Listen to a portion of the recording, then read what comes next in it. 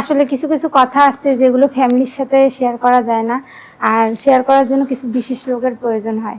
আর সেই বিশেষ লোককে খোঁজার জন্যই আজকে আমি ক্যামেরার সামনে আপনাদের কাছে আসছি। তো শুরুতে আগে বলছি যে আমাকে কেমন লাগছে, যদি আমাকে ভালো লেগে থাকে বা আমার কথাগুলো শুনে যদি কারো এতটুকু মায়া হয় বা আমাকে ভালো লাগে, তাহলে অবশ্যই আমার কথাগুলো শেষ পর্যন্ত শুনে একটা ডিসিশনে আসবেন।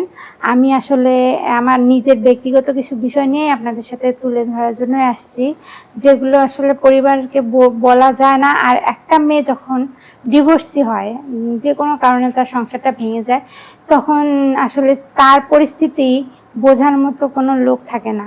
আর এই সময়টা একটা ফ্যামিলির মধ্যে প্রত্যেকটা পরিবারের লোকের সাপোর্টটাও একটা মেয়ের জীবনে অনেক গুরুত্বপূর্ণ বিষয়, কিন্তু পরিবারের লোকরা তাকে তখন মানে একদম তাচ্ছিল্য করে দেখে, তাকে মানে অনেক নিচে নামায় দেয়, যেটা আসলে পরিবারের কাছ থেকে সে কখনো আশা করে না।